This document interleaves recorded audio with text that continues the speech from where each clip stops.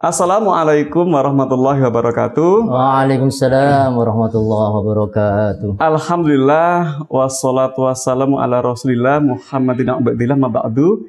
Sahabat mulia yang dirahmati Allah Subhanahu wa taala, jumpa kembali dengan kami di SIT Mulia TV, masih di acara yang kita tunggu-tunggu, Mulia Podcast edisi spesial di bulan Ramadan tahun 1444 Hijriah. Dan alhamdulillah sudah hadir di ruang podcast kami seorang narasumber yang kita tunggu-tunggu. Beliau adalah Ustadz Anik SAG. Assalamualaikum Ustadz. Waalaikumsalam warahmatullahi wabarakatuh. Sehat Ustadz? Alhamdulillah ala kulli hal. Alhamdulillah Ustadz. Di bulan Ramadan ini aktivitas gimana Ustadz? Berbeda dengan tahun lalu atau sama dengan tahun lalu Ustadz? Kira-kira? Ya alhamdulillah dengan bertambahnya umur, bertambahnya wawasan. Namanya masih muda Ustadz. Hanya nambah setahun umurnya. Alhamdulillah ala kulli hal, semuanya harus disyukuri. Tapi ini adalah Ramadan yang luar biasa. Betul. Karena kemarin 2 tahun lebih terakhir ya, lebih betul. Kita tidak dipertemukan secara langsung, secara offline dengan masih online dulu gitu. Baik, Ustadz Anik, amanah sekarang di mana Ustadz? Sebagai apa Ustadz? Ya alhamdulillah sekarang kira-kira 7 tahun berjalan ini. Oh, sudah 7 tahun ya berjalan 7 tahun jadi mudir asrama SMA Abu Bakar Kota. Berarti di Jumlangan, Masya Allah. Di Bantul, tapi sekolahnya di Kota. Ini mungkin sahabat boleh pengen tahu Ustadz, mudir itu apa Ustadz? Mudir itu. Ya, mudir. Istilahnya apa dalam bahasa Indonesia Ustadz? Mudir direktur lah. Direktur ya. Ya, direktur itu nama keren. Nama keren. Jadi sebenarnya ya penunggu asrama. Jadi kalau dicari ini siapa yang nunggu? Nah, Pak Ahmad Anik. Pak Ahmad Anik ya. Kira-kira begitu. Ya alhamdulillah meskipun tidak seluruhnya saya juga bagian dari pengajar di sana. Masya Allah. Jadi ini yang program tahfidz apa? Yang malamnya. Yang kitabnya. Oh ya. Masya Allah. Baik. Sedikit Ustadz. Jadi suka dukanya Ustadz mudir itu apa Ustadz kira-kira? Sebelum kita masuk materi hari ini. Baik. Biar lebih kenal dengan Ustadz. Kalau awal-awal karena baru ya, jadi mudir ya bingung mau apa gitu. Tapi setelah lama kok enak menikmati aktivitas baik Ustadz. Alhamdulillah. Nah, alhamdulillah di kesempatan podcast hari ini kita akan diskusi Ustadz terkait dengan bulan Ramadan, semangat kita semangat ibadah kita khususnya katanya dengan keluarga Ustadz. Mungkin bisa disampaikan Ustadz sekilas gitu untuk mengawali diskusi kita pada hari ini. Maka Ustadz Anik. Baik, terima kasih Ustadz Johan. Jadi kita akan berbincang tentang semangat ya. Kalau bicara tentang tips itu gampang ya. Tips tips itu nggak sulit-sulit amat ya. Tapi pakai S ya, tips. Kalau tips itu beda. Tips itu beda. Iya. Kalau salah nanti nggak bisa tip nanti ya, nggak dapat tip. Jadi tips itu gampang sebenarnya, tinggal nulis rencana mau apa kan ya. Tetapi yang ketika bicara semangat, nah ini kita harus bicara tentang hati. Betul. Oleh karenanya Ramadan tidak terlepas dari semangat hati. Artinya semangat keimanan. Ya. Itu. Oleh karena itu ketika kita berbicara tentang tips semangat Ramadan, otomatis kita harus mengangkat semangat keimanan. Betul. Gitu. Kira-kira demikian. Kaitannya dengan keluarga Ustadz. Keluarga ya ini kan kita bagaimana menjaga semangat keluarga kita ya, tidak hanya kita sendiri. Bisa jadi kita nih oke lah semangat tuh, tapi nanti keluarga kita kan harus kita rawat semangatnya itu. Mungkin bisa langsung Ustadz, ada tip-tip apa nih yang kiat-kiat yang Ustadz Anik bisa sampaikan ke sahabat mulia yang ada di rumah ini. Sebenarnya sama saja ya, karena tentang keimanan pasti kita tidak terlepas dari la ilaha illallah. Betul. Hanya saja memang kita harus melihat apakah orang dewasa atau anak-anak remaja. Tentu meskipun anak-anak secara keilmuan harus kita beri pembelajaran. Betul. Gitu ya, karena tidak keimanan. Tahu karena betul. Harus paham, al-fahmu kan? Harus paham. Fa'lam, ketahuilah. Jadi harus paham. Meskipun kecil harus kita pahamkan. Masalah dia dong apa enggak itu urusan lain gitu. Ya, gitu. Tapi kita harus berikan ilmunya, pemahaman. gitu ya. Dalam artian memang semangat harus dijaga karena bulan Ramadan ini kan bulan yang istimewa, Ustaz. Iya. Ya setahun sekali iya, cuman kan kita tunggu-tunggu apalagi di tahun ini betul-betul sudah normal, tidak ada lagi alasan oh karena ini pandemi tidak, sehingga ya memang semangatnya harus tinggi. Iya. Nah ini monggo Ustaz, keluarga kita sebagai bagian dari memang yang terdekat dengan kita, kita rawat. Tip pertama apa Ustaz kira-kira ini? Kiat pertama untuk satu tadi pemahaman ilmu ya. Kemudian kita ingatkan ulama-ulama menyampaikan al imanu yazidu wa yanqus. Apa Ustaz? Bahwa iman itu bertambah dan juga berkurang. Naik dan turun. Oh. Nah, kemudian dijelaskan oleh ulama ini, iman itu menjadi naik, katakanlah semangat ya, adalah dengan banyaknya amal solih. Amal solih. Ya, tentu banyak amal solih juga harus diikuti dengan ilmu kan? Iya. Maka harus belajar, mempelajari bagaimana amalan-amalan Ramadan. Khususnya Ramadan. Keutamaan. Maka sebelum Ramadan datang itu kan ada song-song Ramadan tadi ya. Iya, ada itu wajib bagi kita. Dalam rangka tadi ini ya. Dalam rangka untuk membaharukan keimanan. Anak-anak yang belum tahu supaya tahu. Kita yang lupa jadi ingat. Gitu ya. Ya, seperti itu kira-kira. Dulu tidak bisa karena pandemi. Tidak ada song-song Ramadan, tidak ada tarhib Ramadan. Kalau ada pun ya sifatnya ya tidak seperti sekarang gitu. Pakai Zoom. Setelah dibuka tidur kan gitu ya. Nah sekarang kan nggak bisa, nggak berangkat ya sudah absen berarti kan. Bahkan gitu. Ada yang pawai ya di jalan gitu. Dalam rangka tadi ya untuk menumbuhkan tadi itu. Betul. Ya. Jadi terus yang berikutnya Ustaz, selain tadi yang pertama sudah, yang berikutnya apa ini? Keluarga kita khususnya gitu. Oke, jadi kita fahamkan. Ya, dia paham dengan ilmu, insya Allah sudah ya, dadak bengek tentang rukun, syarat, puasa dan seterusnya. Kita memberikan pemahaman tentang sejarah.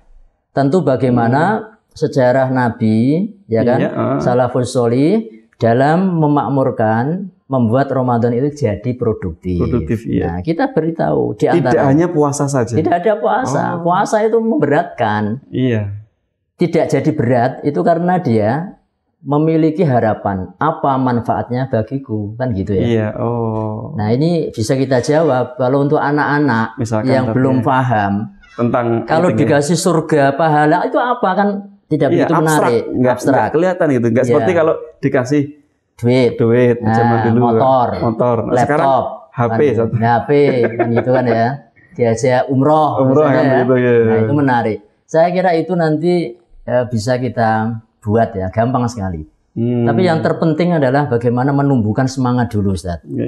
Pastilah insya Allah ya, dengan tips-tips yang terjadwal, kita bisa buat. Ya, dalam Ramadan ini, kira-kira kita mencapai apa saja amalannya, kan gitu ya. Ada target? Ada target harus. Kurikulum ya. Jadi misalkan puasa ya 30 aja. 30 hari. 30 aja ya? Iya, jangan dilebihkan. Gitu kan. Kurang nggak boleh kan gitu? Kurang boleh, tapi sesuai dengan syar'i. Ada udzur ya? Ada udzurnya kan gitu. Tapi jelas, puasa penuh. Ya. Terawih penuh misalnya ya. Kemudian sedekah setiap hari. Iya, kan betul. Gitu ya. Kemudian apalagi silaturahim. Kita buat aja. Kita buat. Kemudian dengan demikian kan, di akhirnya nanti Ramadan kita bisa evaluasi kan tadi ya. Ini dengan tadi kaitannya dengan produktif tadi ya. Iya. Tidak hanya puasa saja, tapi ada ibadah-ibadah lain yang bisa dikerjakan. Betul. Masya Allah. Nah ini sedikit ya kita mau melihat bagaimana Rasul memproduktifkan Ramadan. Satu, beliau selalu berinfak terus. Berinfak. Infak itu artinya memberikan materi ya. Iya betul. Beda dengan sedekah. Kalau sedekah itu semua perbuatan umum. Ya, saya menolong orang yang jatuh sedekah. Tapi kalau infak itu ya duit. Saya tahunya senyum itu sedekah. Iya, makanya itu masuk sedekah, ya kan? Bukan infak. Saya infak senyum kan nggak bisa. Makanya ada orang kok senyum-senyum ini kan sedekah. Ya, bukan infak kan? Jadi kalau infak itu materi gitu ya? Iya, materi.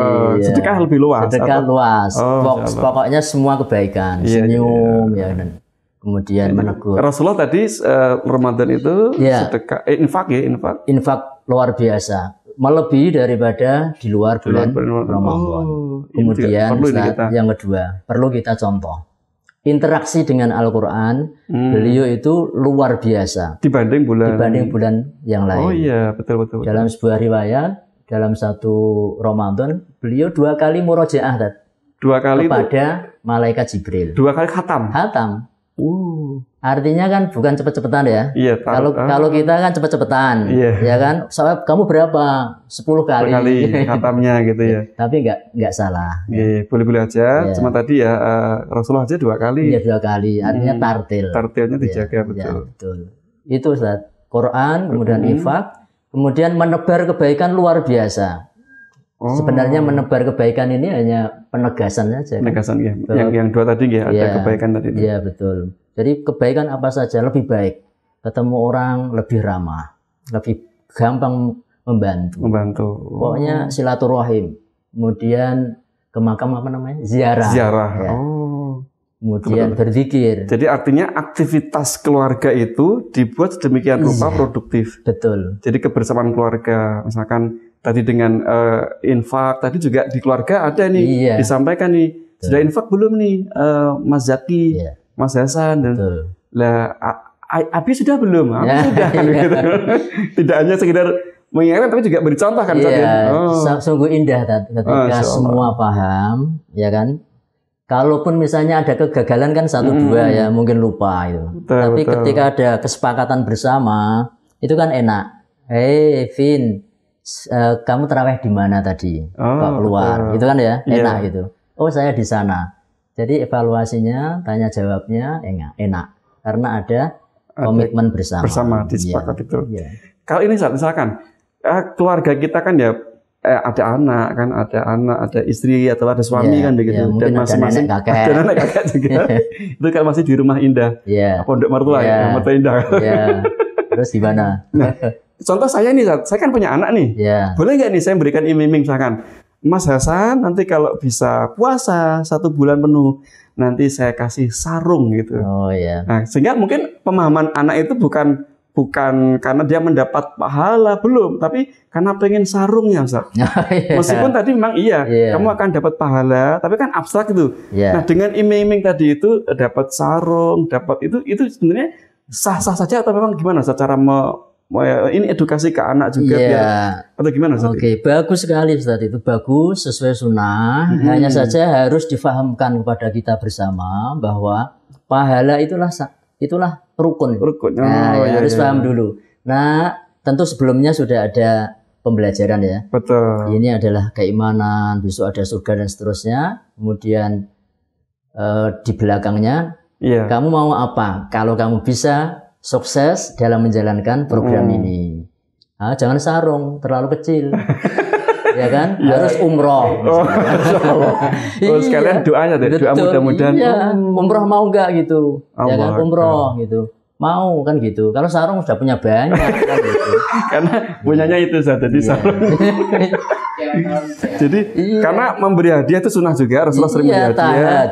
Tahabu, ya kan? Saling membeli hadiah, saling mencintai. Luar biasa, Iya. Harus ini penting itu. juga ini ya. Beri semangat biar keluarga itu semangat. Betul. Termasuk mengajak keluarga, misalkan ngajak keluarga. Malam ini kita akan tarawih di sini. Besok kita tarawih di sini. Keliling tarawih. Bagus. Boleh Ustaz gitu ya. Biar keluarga juga semangat ini. Nggak tarawih di satu masjid saja. Betul. Apalagi pulangnya nanti nyoto bakso, mie ayam. Tarawih Ustaz. Ya? Tarawih itu soto malam-malam. Yo. Cari bakso lah. Itu sangat menarik Ustaz. Sangat menarik bagi yang punya duit gitu ya. Kalau yang nggak punya ya didoakan surga lagi. Baik, jadi keluarga memang bagian dari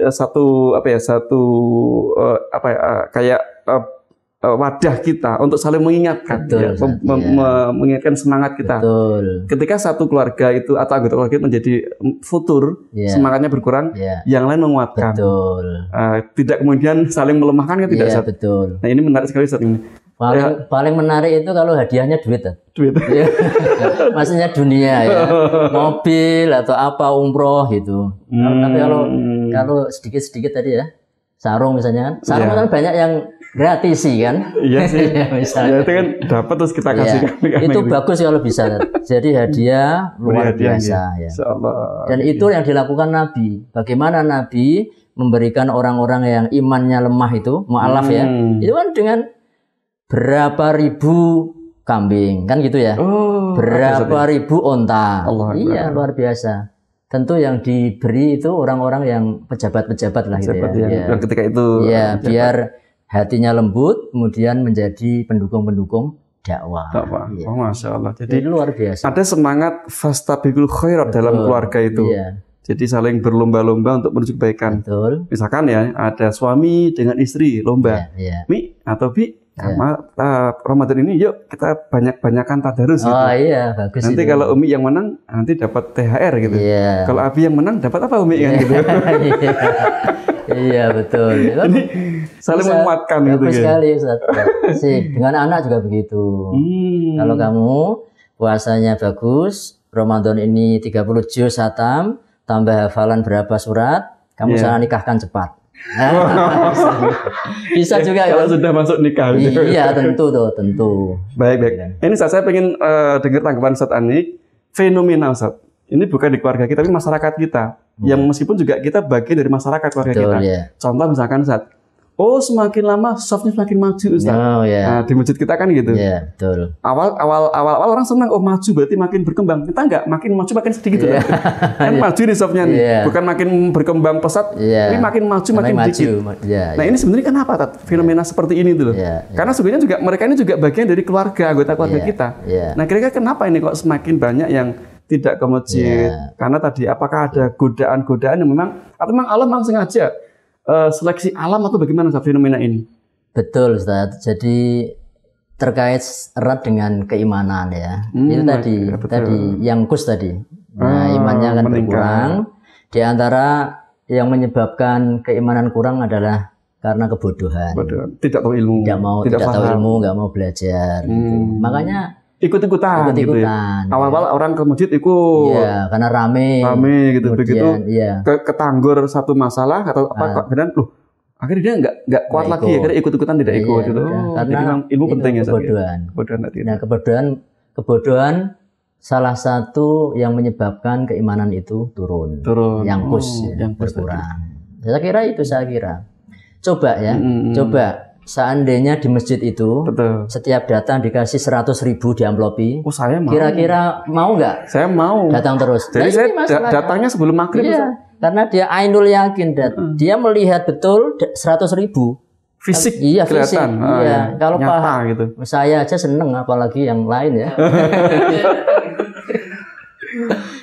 Jadi atau mungkin takmir DKM juga harus kreatif. Iya. Menyediakan tempat yang memang kreatif. Demikian ya katakanlah bisa jadi orang tidak semangat ke masjid karena tadi faktor imannya berkurang, karena keilmuannya, atau memang di masjid misalkan saat ternyata dia terawih nih semangat, begitu terawih pas dapat imam yang lama, sehingga dia terus aku tuh kapok gitu.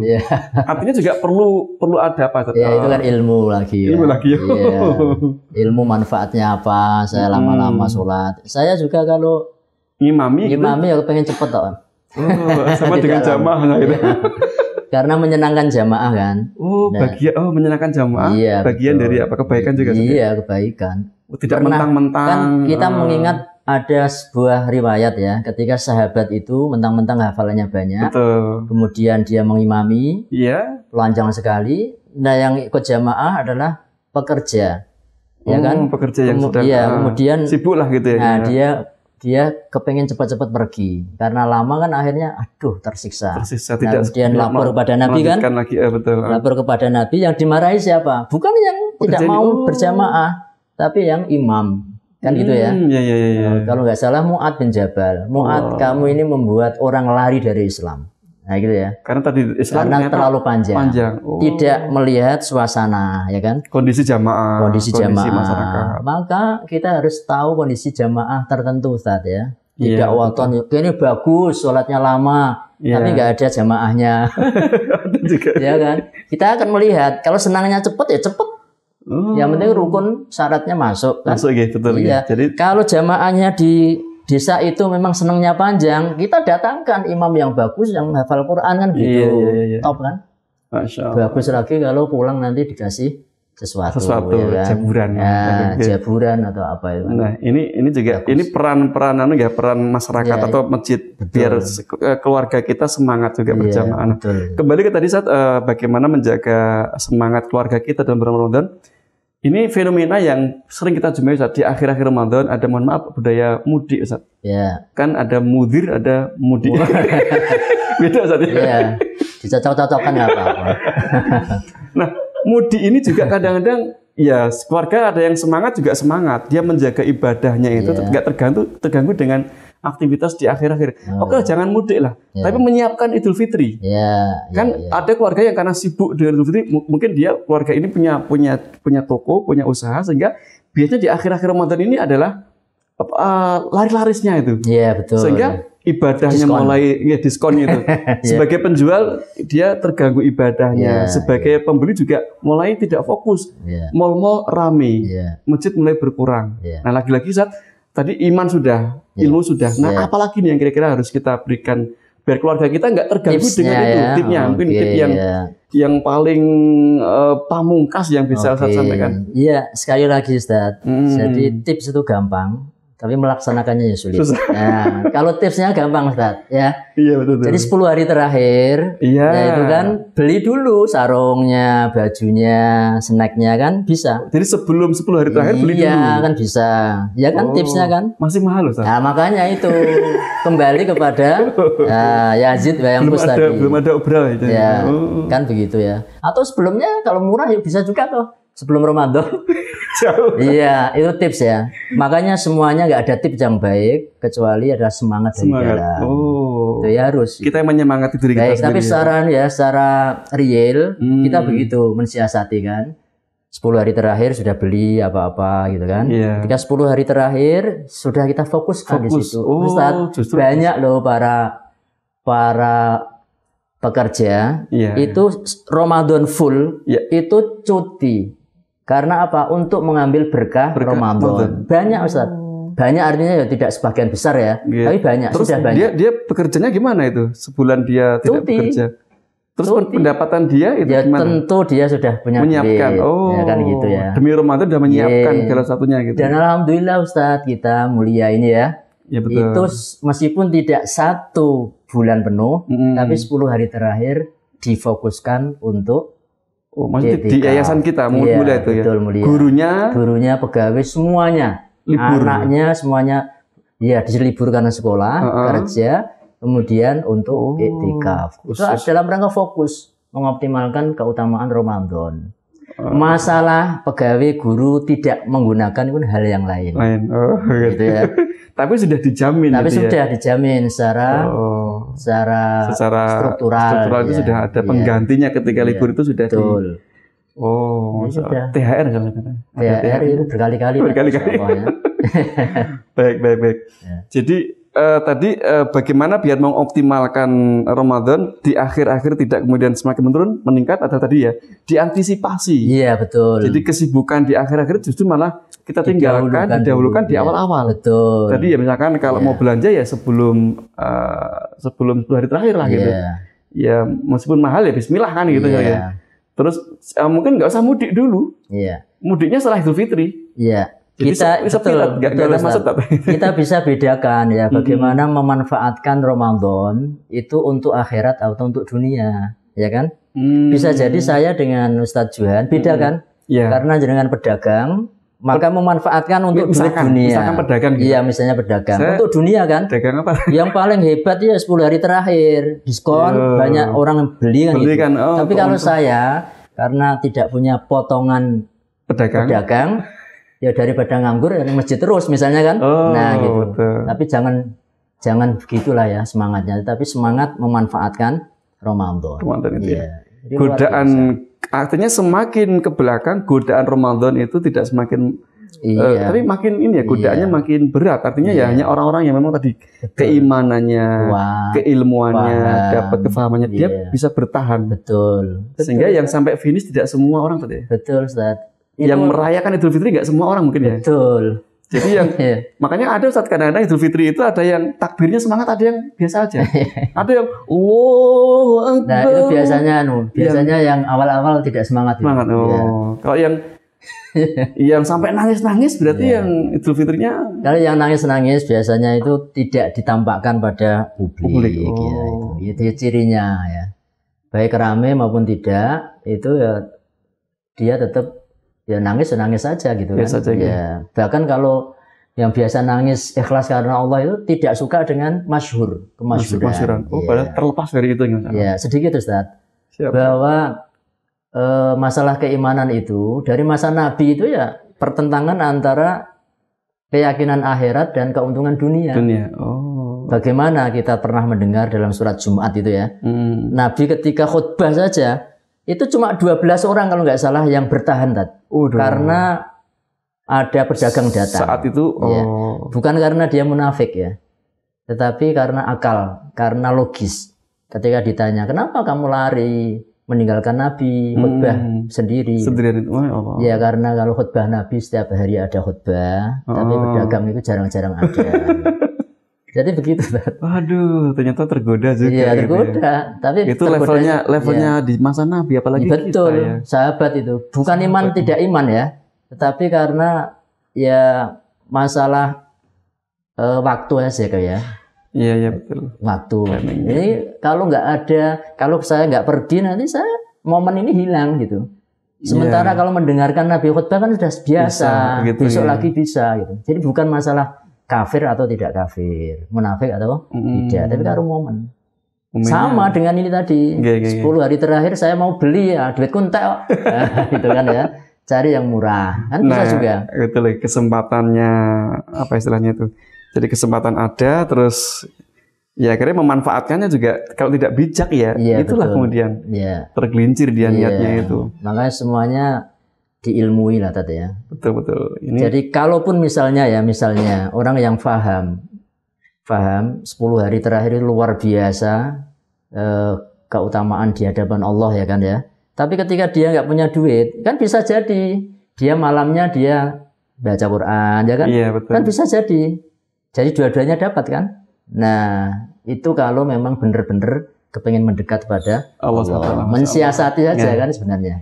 Nah ini sahabat mulia yang dirahmati Allah, di rumah ini bisa mengambil bagaimana sesungguhnya kita sebagai mungkin yang seorang ayah menjadi pimpinan keluarga bisa kemudian mengelola atau mengaturlah keluarga itu biar ya dari awal Ramadan hingga di akhir Ramadan keluarga kita betul-betul ya mengarahkan perhatiannya hanya kepada ibadah Ramadan khusus ya. Artinya ya niatnya tadi teruskan, keimanannya, keilmuannya ditambah juga sehingga ya Ramadan menjadi Ramadan yang bermakna Ustaz. Betul. Tidak sekedar Ramadan ya, tidak sekedar Ramadan saja, sekedar lewat saja selesai. Sehingga nanti akhirnya berbeda setiap orang itu. Maka tujuan Ramadan yang la'alakum tattaqun itu ya tercapai ketika keluarga ini bisa memanfaatkan dengan baik. Betul Ustaz. Nah, terakhir Ustaz, di podcast ini kita juga senantiasa memohon kepada narasumber untuk menyampaikan ya harapan-harapan kepada keluarga yang di rumah, sahabat mulia khususnya yang setia dengan podcast mulia kita ini. Bagaimana sih sebenarnya kita menghadapi bulan Ramadan ini sehingga bermakna, dan kita berharap juga Ramadan yang akan datang Allah berikan kepada kita kesempatan. Moga Ustaz. Ya. Baik, terima kasih Ustaz Johan. Ya, sahabat mulia mulia betul, yang dirahmati oleh Allah. Tentu permasalahan keluarga kita akan berbeda-beda ya. Tentu tipsnya juga berbeda-beda. Apa yang disiapkan oleh Ustaz Johan dengan saya tentu akan berbeda. Oleh karena itu intinya adalah kita membuat program-program ya, proyek Ramadan lah kira-kira ya. Kemudian kita musyawarahkan lah. Kita sesuaikan dengan kemampuan. Biasanya nggak pernah puasa terus disuruh puasa full kan ya berat ya. Gitu misalnya separuh dulu atau yang kecil itu puasa beduk misalnya, kan semuanya dibuat. Ya. Yang belum pernah 1 juz hatam, 30 juz betul. dalam satu Ramadan, ya sudah separuh. Pokoknya ada program. Kemudian program itu dikawal ya. Pokoknya Ramadan menyenangkan. Menyenangkan. Oh, ya, kira-kira gitu ya. Jangan Ramadan menyeramkan. Menyeramkan. Nah, gitu ya. Ya. Masya Allah. Begitu kira-kira Ustaz. Yeah. Terima kasih Ustaz Anik telah hadir di podcast kami dan mudah-mudahan nanti di kesempatan yang lain bisa kita berbagi lagi ilmu dengan sahabat mulai di rumah. Dan Ustaz Anik diberikan kesehatan, keluarga juga diberikan keberkahan. Amin. Amin. Sahabat mulia dimati Allah, demikian tadi bincang-bincang kita dengan beliau Ustaz Ahmad Anik SAG, mudir di Yayasan Mulia. Tadi apa Ustaz? Diulang kembali? Saya lupa tadi. Mudir di Asrama SMA IT Abu Bakar Yogyakarta. Ya. Nanti saya hafalkan Ustaz. Baik, sahabat mulia, kita akhiri podcast kita pada hari ini dengan baca hamdalah dan doa kafaratul majelis. Alhamdulillahirabbil alamin. Subhanakallahumma bihamdika asyhadu an la ilaha illa anta astaghfiruka. Lebih dan kurang mohon maaf. Assalamualaikum warahmatullahi wabarakatuh. Waalaikumsalam. Terima kasih Ustaz. Wabarakatuh. Sama